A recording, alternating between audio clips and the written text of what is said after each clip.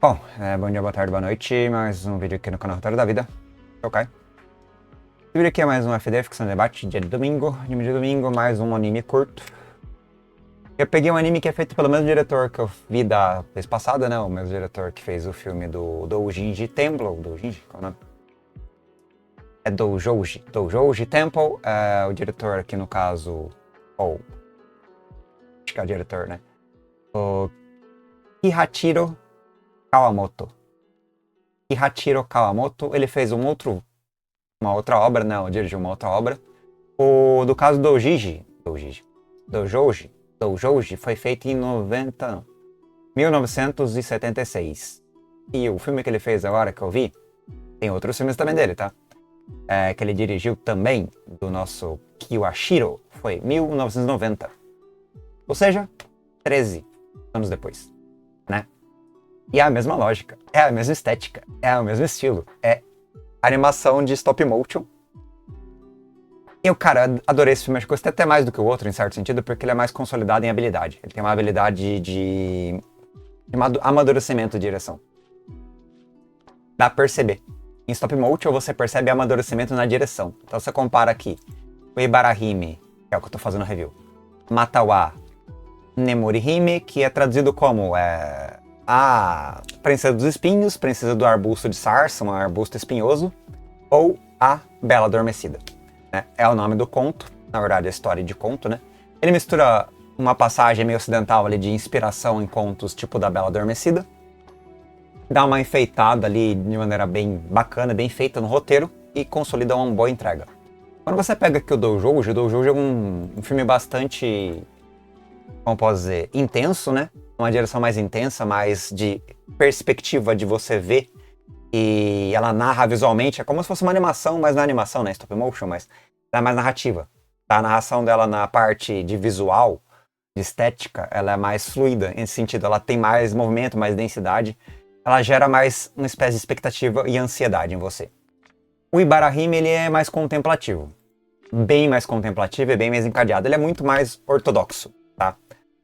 Lembra muito mais cinema, na verdade. Ele pega ali uma pegada de cinema, faz um stop motion e dirige o stop motion, dirige como se fosse um filme, né? Então ele é mais cinema ocidental, enquanto no caso do Doujouji é mais o cinema oriental. É interessante ver essa dinamicidade de identidade de um do outro, porque eles realmente têm uma identidade diferente. E é a mesma lógica de animação, né? Ambos têm em média 20 minutos. Aqui é um pouco mais longo, na verdade, tem 21, né? O Ibarahime, o outro tem 18. E a história contada aqui é da nossa princesa, uma princesa de um reino medieval, né? Que é chamada, deixa eu ver o nome dela, de Princesa Bela Adormecida, né? É o nome da princesa. E aqui tem muito mais narrativa, literalmente a narrativa. O filme inteiro é narrado, né? Pela narradora. Não tem dublador, é só narradora. Ela vai narrando a história. Como se fosse um livro, né? É como um livro de conto de fadas.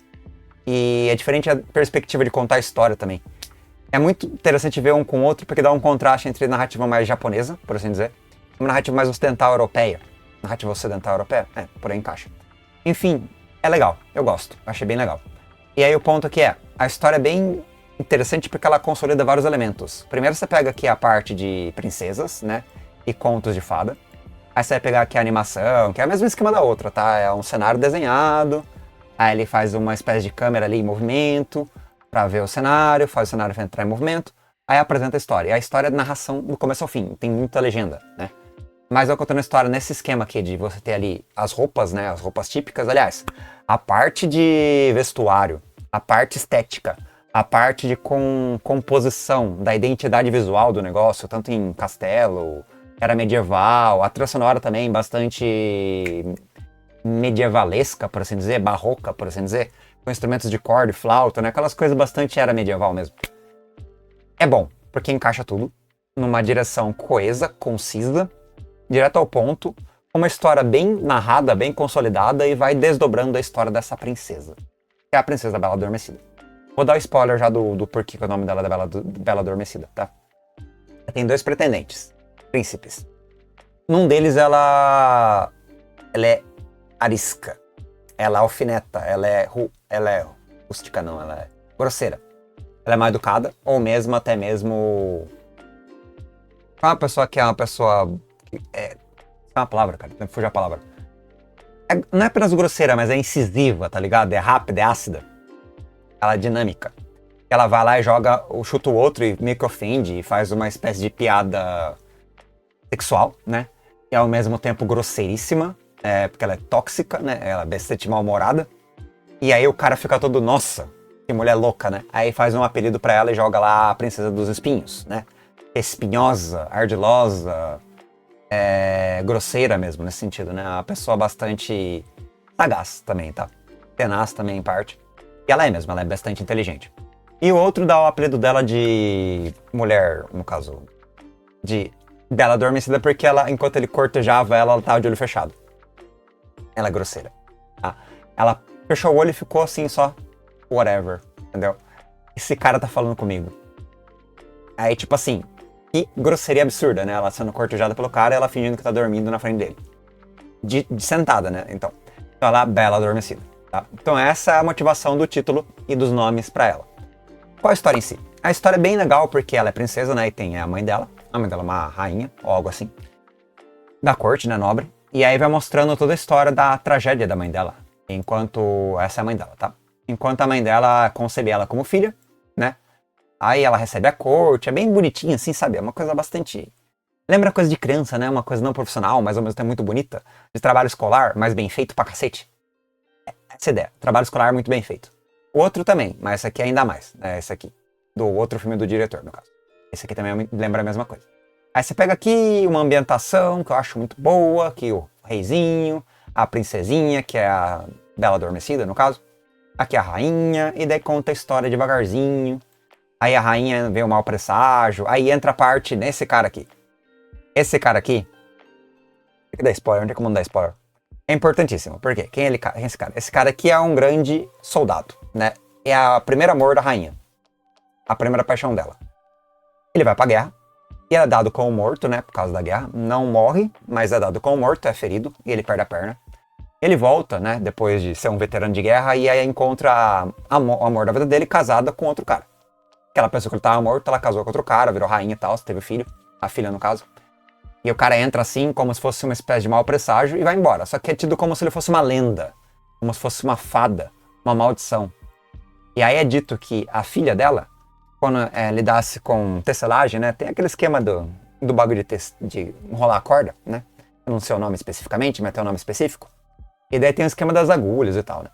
E a lenda é a seguinte, a lenda da Bela Adormecida misturada com outros contos pra dar uma dinâmica na história. Se ela furar o dedo, a princesa no caso, né? A princesa filha da rainha, vai entrar em morte. Morrer mesmo, uma maldição. Tipo de um tétano da vida, né? Um tétano, uma agulha enferrujada. Machucou a mão, aí e de fato, se virou uma doença, o tétano é transferido assim mesmo, né? Aí tá contaminada por fezes ou urina e a bactéria do tétano, você furou o dedo na agulha, você vai pegar tétano, tá ligado? E mata, né? Então a lenda é meio que, entre aspas, verídica, tá? Porque sim, as pessoas morriam disso. E ainda morrem hoje em dia, se você pegar locais de saneamento básico precário, né?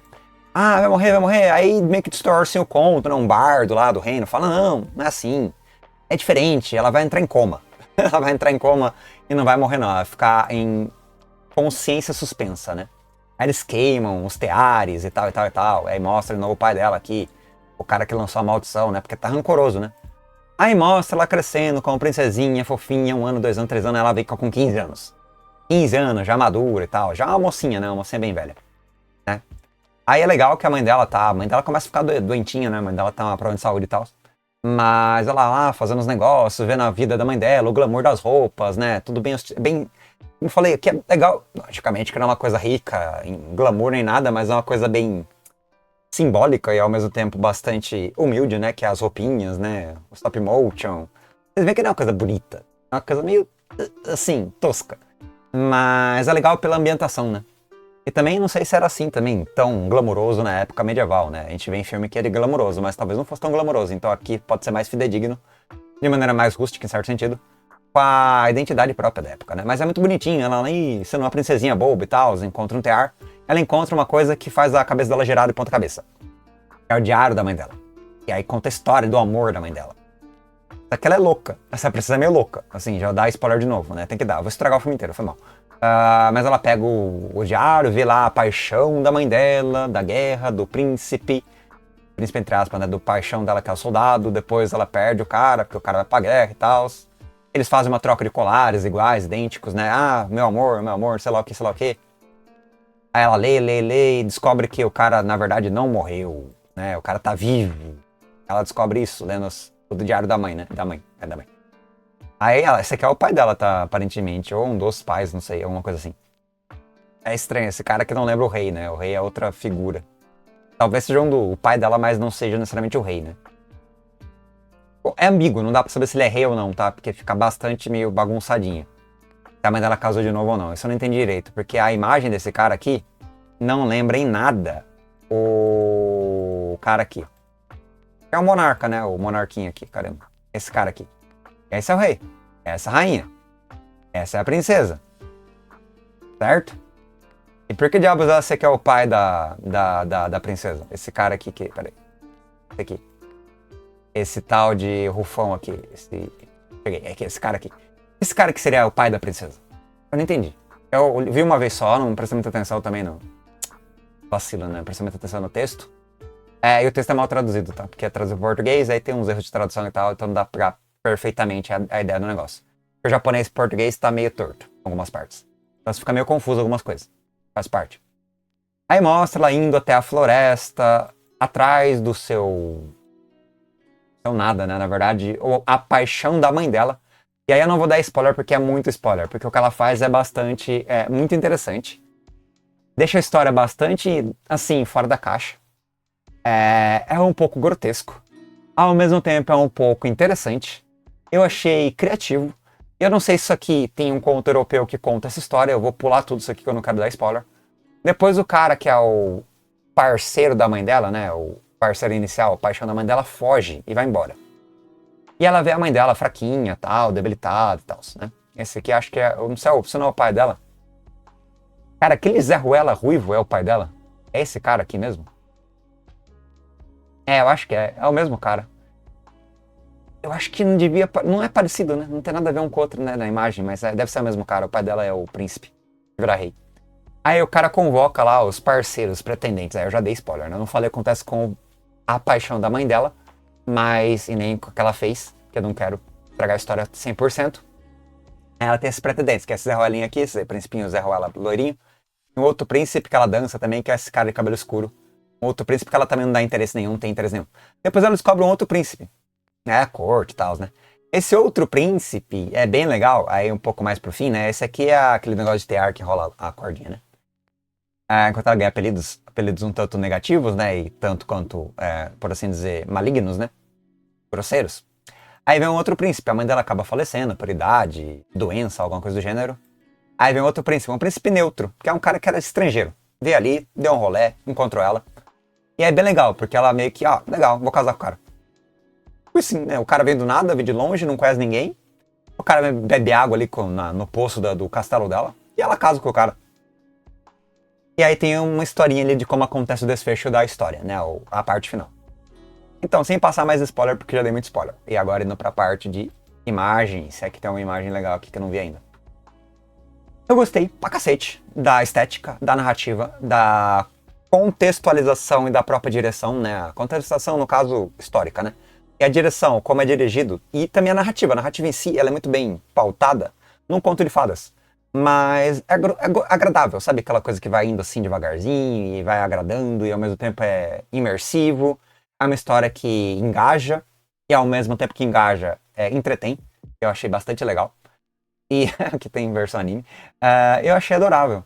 Tá? Eu não sei se esse conto aqui é um conto misturado, ou se é um conto europeu, ou se é um conto original.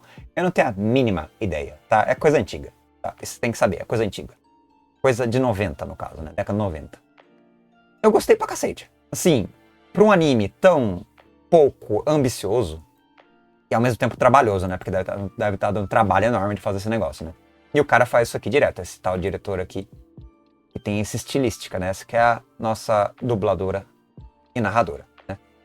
Da história. Aí tem a galera aqui que também faz, ó. Quem criou primeiro? Ó, os Jacob. Eu não sei se isso aqui é uma inspiração, ou seja, uma releitura do conto, ou não. Eu acho que é uma releitura.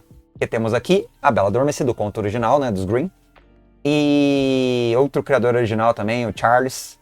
Behold. Deve ser duas histórias diferentes, misturadas. Eu acho que é quase certeza isso.